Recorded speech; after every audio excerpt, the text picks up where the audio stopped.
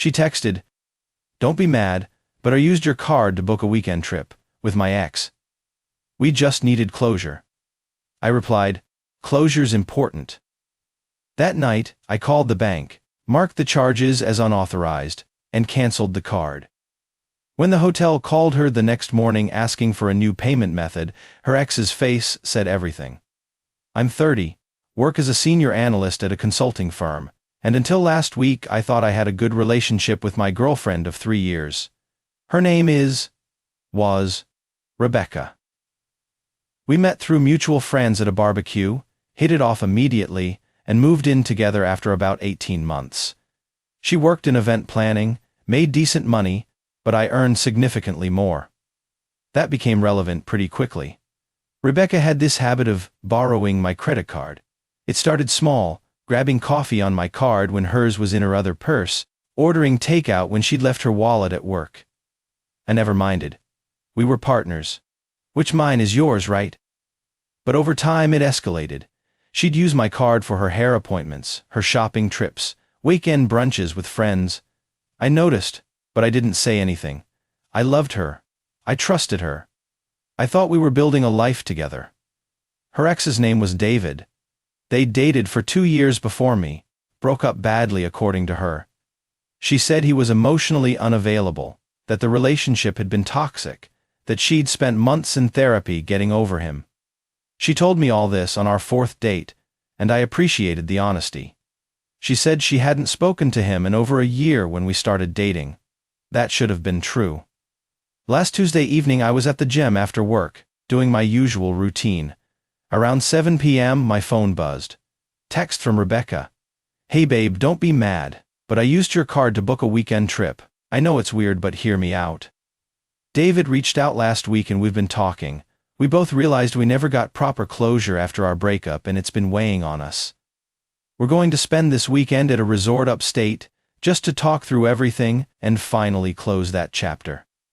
I know you'll understand. You're the most mature, emotionally intelligent guy I've ever dated. Love you." I read that text 3 times while standing in the middle of the gym. People were walking around me. Music was blaring. Someone asked if I was using the bench press. I didn't hear any of it. She used my credit card to book a romantic weekend getaway with her ex-boyfriend, and she had the audacity to call me emotionally intelligent as some kind of justification. I didn't call her. I didn't text back immediately. I finished my workout, went home, showered, and sat on the couch for an hour just processing. Rebecca wasn't home. She was at her friend Monica's place, or so she'd said that morning. At 9 p.m., I finally replied, "Closure's important. Have a good time." She texted back within seconds. "Thank you so much for understanding. I knew you'd get it. We're leaving Friday morning. I'll be back Sunday night. Love you so much." I stared at that message. Then I opened my banking app. The charges were right there. Grand Summit Resort and Spa. Friday check-in, Sunday check-out. Deluxe King Suite with mountain view, $1,200. She'd also charged a dinner reservation at some fancy restaurant attached to the resort. Another $200 deposit. $1,400 for a weekend trip with her ex, using my money. I called my bank's fraud department at 9:30 p.m. "Hi, I need to report unauthorized charges on my credit card." The representative was professional and efficient. I explained that someone had used my card without permission to book travel accommodations. She put a hold on the charges immediately and started the dispute process. Then she canceled my card and said a new one would arrive in 5 to 7 business days. "Is there anything else I can help you with tonight?" she asked. "No, that's everything. Thank you." I hung up and went to bed. I slept better than I had in months. Update: one Friday morning, Rebecca left the apartment at 8 a.m. I was already up, drinking coffee, pretending to read emails on my laptop. She came into the kitchen with her weekend bag, all smiles. "I'm heading out," she said, leaning down to kiss my cheek. "Thank you again for being so cool about this. It really means a lot." "Of course," I said. "Drive safe." She left. I watched from the window as she got into David's car. a silver BMW I'd never seen before. He didn't get out to help with her bag. She threw it in the back seat herself, and they drove off. I went to work like it was any normal Friday. Attended meetings, reviewed reports, had lunch with a coworker. My phone stayed silent all morning. At 11:47 a.m. my phone exploded. 5 missed calls from Rebecca, 8 texts. Call me now. What did you do? The hotel just called and said the card was declined and they need a new payment method. Are you seriously doing this right now? Answer your phone. I was in a meeting. I silenced my phone and kept it face down on the conference table. At 12:30, when the meeting ended, I had 14 more texts and 3 voicemails. I listened to the voicemails in my office with the door closed. First voicemail, 11:52 a.m. Hey, so the hotel said your card isn't working. Can you call them and fix it? We're literally standing in the lobby. This is so embarrassing. Call me back. Second voicemail, 12:03 p.m. Okay, this isn't funny anymore. The hotel is saying the card was reported as fraudulent and they can't process it. Did you cancel it? Please tell me you didn't cancel it. David is pissed. Just call me. Third voicemail, 12:18 p.m. You know what? I get it. You're mad. You're being passive-aggressive. But this is really immature. We're about to get kicked out of the hotel lobby. David had to book us a motel down the road and he's really upset about it. We'll talk when I get home. I can't believe you're doing this. I deleted all 3 voicemails. Then I texted her back. Card was compromised. Bank canceled it. Sorry for the inconvenience. She called immediately. I didn't answer. She texted, compromised? Are you kidding me right now? You did this on purpose. Me. I reported unauthorized charges. That's what you're supposed to do. Her. Unauthorized? I'm your girlfriend. You told me I could use your card whenever I needed. Me. For groceries and emergencies. Not for romantic getaways with your ex. Her. This isn't romantic. We're getting closure. Me. At a couple's resort with a king suite and candlelit dinners? That's a weird kind of closure, Rebecca. She didn't respond for 20 minutes. Then, you're being really controlling right now. I'm allowed to have closure with my ex if I need it. David and I are just friends. Me. Then David can pay for the hotel. Her. He already had to pay for the motel. This is humiliating. Everyone in the lobby was staring at us. Me. Sounds like a good bonding experience for you two. She stopped texting after that. I assumed they'd checked into whatever motel David had found and were proceeding with their closure weekend. I didn't hear from her again until Sunday evening. Update 2. Rebecca came home Sunday night around 9 p.m. I was on the couch watching a documentary about ocean life. She walked in, dropped her bag by the door, and stood there staring at me. We need to talk, she said.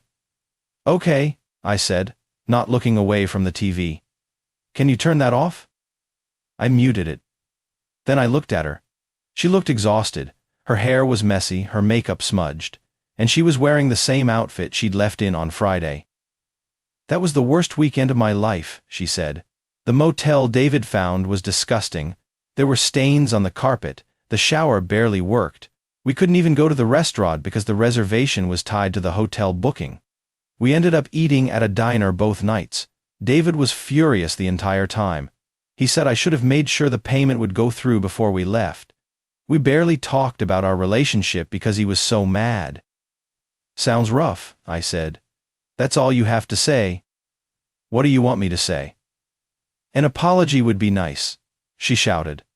You humiliated me in front of David. You made me look like an idiot. I humiliated you, I said calmly. Rebecca, you used my credit card to book a romantic weekend with your ex-boyfriend. Without asking. You just informed me you were doing it and expected me to smile and wave goodbye. And now you're mad because there were consequences? It wasn't romantic, she insisted. How many times do I have to tell you that? Then why did you book a couple's resort? Why a king suite? Why not separate rooms at a Holiday Inn? She didn't have an answer for that. You know what the worst part is? I continued. You didn't even ask. You just took my card, made all these plans, and then told me about it like I didn't have a choice, like I'm just an ATM. You can pull money from whenever you want. That's not fair, she said, her voice breaking. I've never thought of you that way. Really? When's the last time you paid for anything? Rent? Groceries? Dinner? When's the last time you took me out and treated me to something nice? She opened her mouth, closed it, tried again. I make less money than you. You know that. I'm not talking about splitting things 50-50. I'm talking about effort, about thoughtfulness, about not using my money to fund a weekend with your ex. She started crying, real tears streaming down her face. I thought you loved me. I thought you'd understand. I do love you, I said. Or I did. But I don't think you love me. I think you love what I provide. The apartment, the dinners, the financial security, but me? I don't think you've ever really seen me as a partner, just a resource. That's not true, she sobbed. Then prove it, I said. Move out. Get your own place, pay your own bills, and if after 6 months you still want to be with me, actually be with me, not just benefit from me, we can talk. But right now, I need you gone. She stared at me, mascara running down her cheeks. You're breaking up with me? I'm giving us space to figure out what this relationship actually is. If it's even a relationship at all. She grabbed her bag and left. Didn't say another word, just walked out and slammed the door behind her. I sat there for a long time after she left, staring at the muted TV. A school of fish swam across the screen in perfect synchronization. I unmuted it and kept watching. Update 3. It's been 3 weeks. Rebecca moved in with Monica temporarily, according to a text she sent me 5 days after the breakup. She asked if we could meet up to talk things through. I declined. She's texted me a few more times since then. Apologies, justifications, promises to change. I haven't responded to most of them. The only one I replied to was when she asked if she could come by to pick up some things she'd left behind. I told her I'd boxed everything up and she could coordinate with the building manager to pick it up when I wasn't home. Through mutual friends I'm reconsidering now, I heard that Rebecca and David are not together. Apparently, the disastrous motel weekend killed whatever rekindled spark they thought they had. David told people Rebecca was too high maintenance, and that he dodged a bullet by not getting back with her. The irony is almost funny. Rebecca, meanwhile, has been posting cryptic Instagram stories about toxic people and knowing your worth. I haven't looked at them directly. A friend sent screenshots, but the fact that she thinks she's the victim in all this tells me everything I need to know. I've spent the last 3 weeks reevaluating a lot of things. How much I gave in that relationship without asking for anything in return. How many times I ignored red flags because I wanted to believe we were solid. How I equated generosity with love, when really I was just making it easy for her to take advantage. My bank closed the fraud case in my favor. The charges were reversed. I got my $1,400 back. Rebecca will probably see that when she checks her email. I'd forwarded her the hotel confirmation when she first booked it. I wonder if she'll reach out about that too. I doubt I'll respond if she does. Last week, I went on a date. Her name's Jordan. We matched on Hinge. She's a physical therapist, runs her own practice, pays her own bills. On our first date, when I offered to pay for dinner, she said, "How about we split it? I like keeping things equal from the start." I could have hugged her right there. We're going out again this weekend, somewhere low-key. She suggested a taco place she loves and insisted on getting the first round of drinks. It's refreshing. It's healthy. It's what I should have had all along. Final update. It's been 6 weeks since Rebecca left. I haven't heard from her in about 10 days, which feels like progress. The last text she sent was asking if I'd thought about giving us another chance. I finally responded, "No. I've moved on. I think you should too." She didn't reply to that. I ran into David last week at a coffee shop downtown. He was with some woman I didn't recognize. He saw me, looked uncomfortable, and quickly turned away. I don't think he ever knew the full story of what happened. I don't care enough to tell him. Monica, Rebecca's friend, texted me a few days ago. She apologized for enabling Rebecca's behavior and admitted she'd thought the whole closure trip was insane from the beginning. She said Rebecca's been struggling financially since moving out. Turns out I was covering way more of her expenses than I'd even realized, and that she's had to pick up extra freelance work just to afford rent. Monica said she hopes Rebecca learns from this. I told her I appreciated the message but that I needed distance from that entire situation. She understood. Jordan and I are still seeing each other. It's been about a month now, and it's the healthiest relationship I've ever been in. We communicate. We split expenses.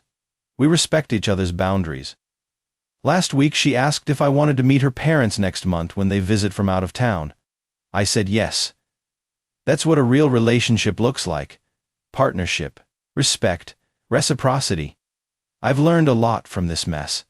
I've learned that generosity without boundaries isn't love, it's enabling. I've learned that trust isn't the same as blind faith.